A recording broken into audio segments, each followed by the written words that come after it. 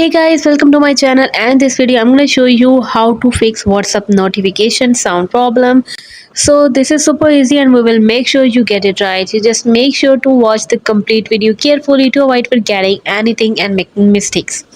So guys, first of all, if your WhatsApp notification sound is not working, you can have to check the phone settings. Make sure your WhatsApp sounds settings are not silent and do not disturb mode.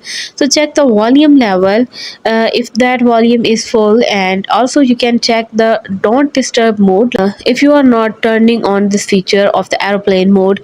And also guys, you can check the volume level and ensure the notification are not muted, and you can see this is muted, and make sure that this should be not muted. And also guys, you can check the WhatsApp notification setting, and for that make sure that the WhatsApp notification are enabled and that the notification sound is turned on.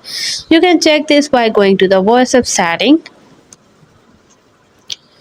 Ensure that the sound option is turned on. Also guys, make sure you are using the latest version of the WhatsApp, and updating the WhatsApp app can fix the bugs related to the notification sound. If you are still facing the problem, you can restart your phone, and something restarting your phone can help fix issues related to the sound notifications.